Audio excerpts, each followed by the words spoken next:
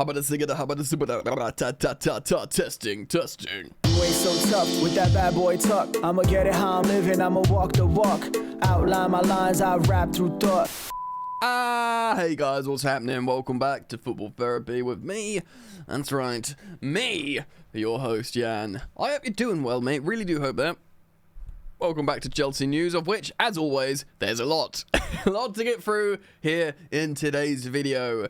Updates on Conor Gallagher from Fabrizio Romano, and indeed, some geezer called Marcos Benito, who works for El Chiringuito.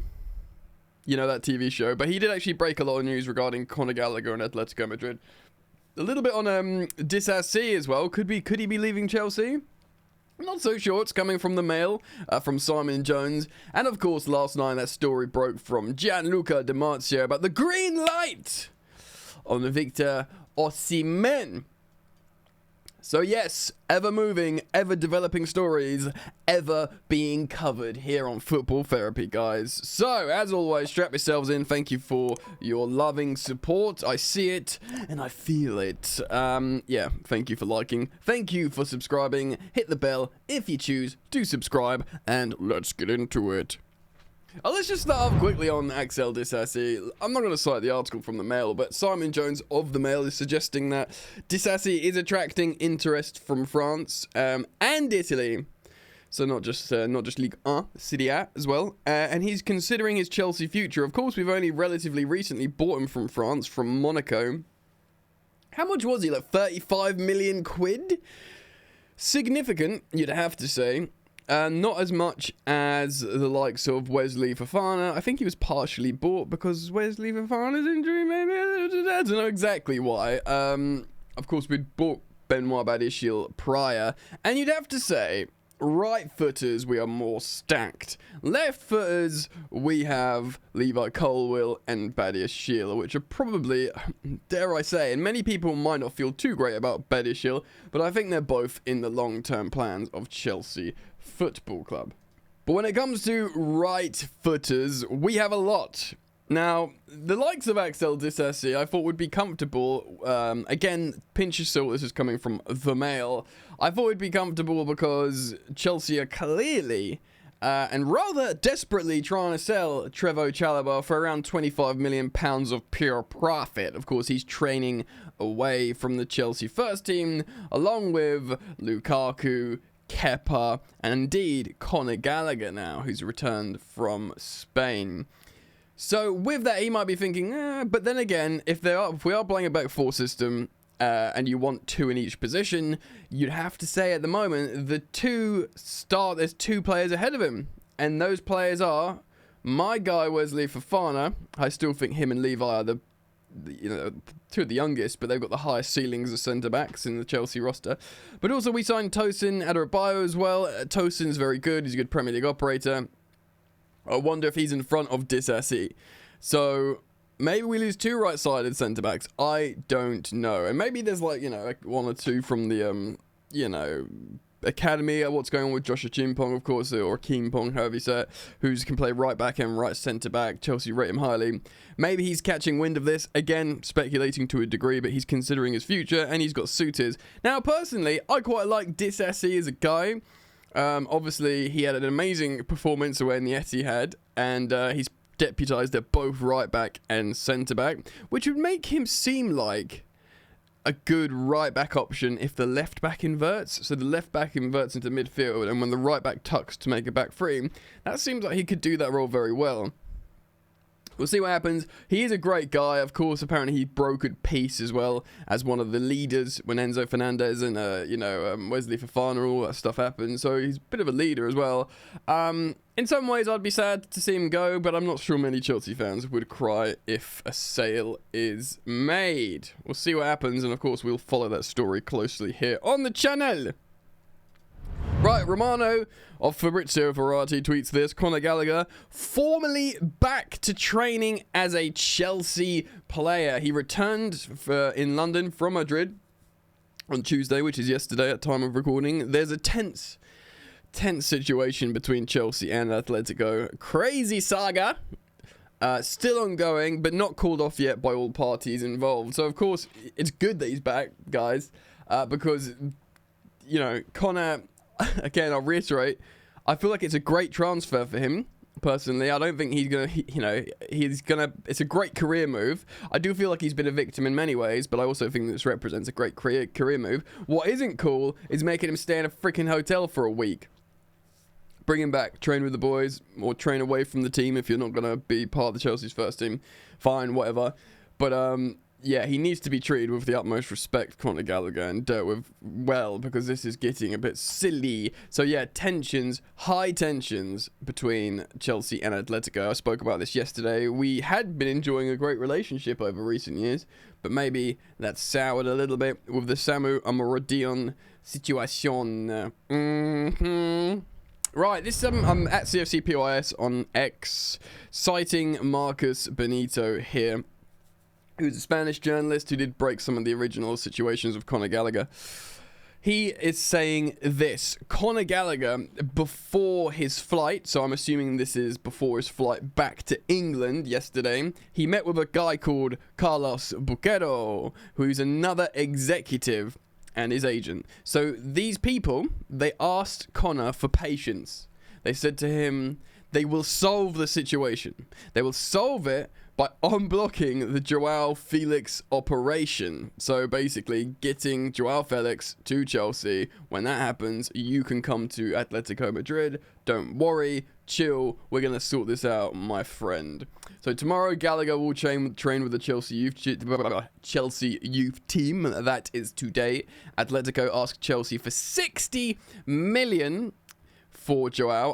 I guess that's euros, because this guy's Spanish. 60 million euros. And Chelsea first sent an offer of 35 million. Now, if we sent an offer of 35 million euros, that's like 30 million quid. Atletico are waiting for Chelsea to present a better offer. Now, I don't think we'll play 60 million euros. I think we're following the Matt Law trail of thought here, that we're going to go for it because it's an offer that will be too good to turn down. Like, Joao Felix was never in this tactical plan, and because of that, many people would still think this represents a bad idea. Like, certainly people outside Chelsea going, oh, they're mental, they don't know what they're doing.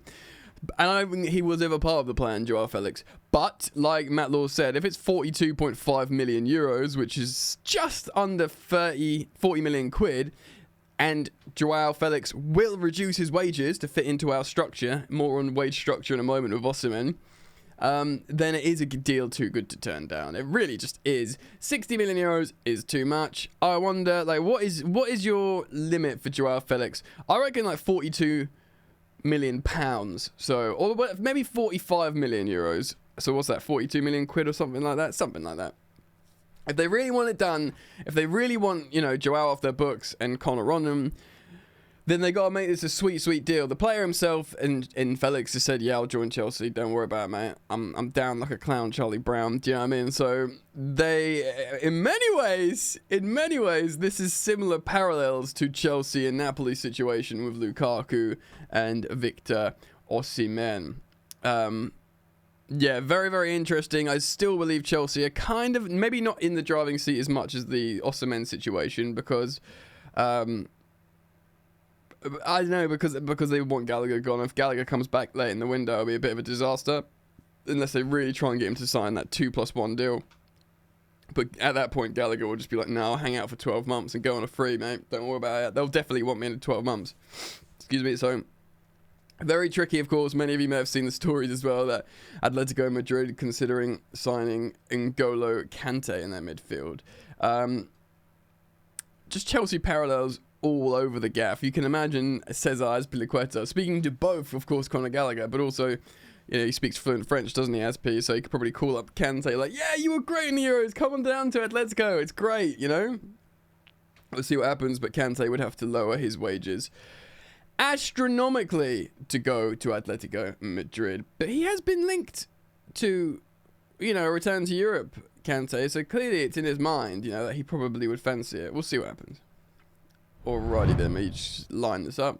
Cool, so this story is coming from Gianluca Di Marzio, Italian journo, and he's talking about the Osimhen situation. So again, on Di Marzio, this is an Italian website translated into English. He is a respected source, you know. I don't necessarily, when it comes to Chelsea, I'm not going to put him up there with like an Ornstein or something, but he's a respected source. And yes, a reminder, because this is a translated Italian article, it might be in a little bit of confusing broken English at times, but you know, disclaimer offered. Let's see what he's saying. So Chelsea have rekindled their interest in Osimhen, a possible swap deal with Lukaku, and balancing payment in favour of Napoli, essentially Lukaku and money for Osimhen. Hot hours, yeehaw, for Napoli transfer market, while sporting director Mana is in London currently to negotiate with Chelsea for Lukaku, of course, for whom the Azzurri, which is Napoli, have offered 25 plus 5 million and in bonuses. And they want Gilmour as well. Billy Gilmour wants of the Chelsea Academy. And the Blues have rekindled their interest in Victor Osimhen. Off the bat, 25 plus 5, that's 30 million euros, not enough for Lukaku. We want much more than that. I wonder if we will accept that in like, you know, part exchange value, but certainly not for straight cash. I mean, lots of people, loads of Chelsea fans, understandably, are just like, whatever, get it done, just take whatever, like, let the nightmare end. But still, if you got, you know, if you got money to be made here, man, let's optimize our revenue here. Get back, mate. You know what I mean? Chelsea on Osimhen, possible swap with Lukaku. Now, this is stuff we were speculating long ago, but it wasn't properly in the news until now. So let's see what's being said. Victor Osimhen, after missing Napoli's Coppa Italia match against Modena, which they won on penalties, he trained this morning at Castel Volturno at a different time than his teammates, so he's still away from the team, Osimhen, because he's trying to get out of there. While the club waits for a possible last-minute offer from Paris Saint-Germain, interest from Chelsea has revived. The dead horse has a pulse, ladies and gentlemen, and they want the Nigerian superstar striker. The London club, in fact, is looking for a centre-forward, as we know. And the technical staff have been given the green light to push for Osimhen. So the technical staff will be the sporting directors, Winstanley, Stewart, and probably we've got some new geezers in recruitment as well. So the whole gang, they've been given the green light. You imagine the green light has been flashed, has been shown by the money men, clearly, you would imagine. Speculating, of course, to a degree here. So the Nigerian striker would be open to a transfer to Chelsea. So yeah, he's been open about, you know, liking Chelsea, loving Drogba, and, you know, wanting to come to Chelsea essentially, but not on a loan, and has been hypothesized by some English media a few weeks ago. Yeah, we heard that again. Matt Law of the Telegraph, David Ornstein of the Athletic. Big reputable guys were saying about this, but I wonder if they were briefed by Chelsea, saying, yeah, we're talking about a loan to try and push it out there, but we'll see what happens. Yeah, but they want to get the deal done permanently here. So, and therefore, the negotiations on the salary, which is much higher than the salary caps that Chelsea currently have in the squad. I'll come back to that in just a second, guys. Thus, the possibility of reactivating a permanent exchange, or at most loans with obligations to buy, so not options, obligations, with Lukaku, in addition to a significant adjustment in a favour for Napoli, essentially Lukaku and a lot of money, can return the table of the two clubs. Therefore, the new contacts have been made at the clubs, and they're expected to meet again on Thursday, which is tomorrow at time of recording. So on salary caps, firstly, Joao Felix is willing to, you know, adjust his salary accordingly as a younger player. Remember, he's only 24, so he's like, what, 8 years younger than Lukaku, because he'll be on a long contract and he'll get that financial security, and probably at Chelsea, he'll also get those incentive-based contracts. You know, you have ambitions to win. Well, if you win at Chelsea, you make more money, G. That's like, you know, that's how it works. Whereas, yeah, I mean, Osimhen's still quite young as well, but Osimhen sees himself as this sort of like icon Scudetto winner, you know, rare number 9. So let's say Joao Felix would be, what would our wage structure be at the top end? I'm going to say around Nkunku money, so 190k a week maybe, that Chelsea would probably show a bit leniency to pay for that. Of course, Cole Palmer's just signed over 120k a week, and you know, he's on be at Chelsea for 10 years, so he's got career security. Chelsea have said, many people think Cole Palmer should be on more money, and I reckon he can generate more money through those incentive-based bonuses. I reckon the scope's there, and in 5 years he'll probably get, you know, there's wage might be doubled by then if he keeps it up, if he's just constantly excellent. Do you know what I mean? So the fact that Chelsea have contracted him for 10 years now and he's on this wage, he's like, right, this career security, mate. No matter what happens, I'm safe. That's why you sign it with a big smile on your face. Do you know what I mean? Even though it's not silly money. But just like Joao Felix, high profile, you know, superstar, high ranked player on FIFA, all this kind of stuff, 12, 13 million followers on social media. He will be like maybe Nkunku money. So right, I'll go down to Nkunku money, 190k a week. But Osimhen, I think Osimhen works out around 250, 260k a week, which is a lot. But remember, we signed Lukaku on 325k a week, 325k, and Osimhen's asking that he remains on about 250, 260. Many people who are massive believers of Osimhen would be like, well, just give it to him. But I don't know, man. Like, many of you guys would have seen this stat going around recently, the graphics on social media about how Chelsea under Roman Abramovich, the average salary was £200,000 a week. And Chelsea under the new ownership, the average salary is £60,000 a week, so nearly 25%. They've nearly shaved it by 75%. Now, obviously, that's skewed a little bit. We've signed loads of youngsters that are on loan, that will be on very, very low wages from South America and stuff like that. And we've got a big roster of lower players, so the average will naturally be brought down. I don't believe the average will remain that low. I do feel like Chelsea are front-loading investment with portfolio players. When they get satellite clubs, they'll put them out there. When they get a settled squad, they'll still buy and sell players as a revenue form, but I think it will naturally go up because Chelsea would hopefully, touch wood, be better, qualifying for Champions Leagues and winning trophies. Revenue will be up, therefore earnings will be up for players, and the squad will be smaller and players will be a bit older, so that will naturally go up as Chelsea get better. But at the same time, I don't want to reflect on it as a negative. I want it as a positive because, again, like I've been very consistent on this before the Chelsea owners came in, I wanted the base salaries to come down. I thought it was dumb. I thought we were turning into a little bit of a caricature. Man United have been absolutely screwed themselves the last decade of just randomly giving players high wages all the time and screwing themselves financially, despite making loads of money as well, Man United, you know. So I didn't want to turn into them, and the Lukaku, and this was Roman Abramovich era, giving 325k a week to Lukaku. It's dumb, isn't it? No one thinks that's smart, do they? Absolutely no one. So that's where you are, really. Osimhen might be a bit different. I hope they can become a compromise. You know, if Sterling went and Lukaku went, I wouldn't mind Osimhen being our highest earner. But 250, 260k a week, I'd prefer it to be not that much more than Felix, you know, maybe like 30k a week more than Felix. We'll see what happens there. But again, also, you'd say to him, you'd be on incentive-based contracts. You can get that to, you know, you can get your Napoli money if you score goals. You know, score goals, mate. Cool. That's it for this morning's video, guys. Let me know what you think.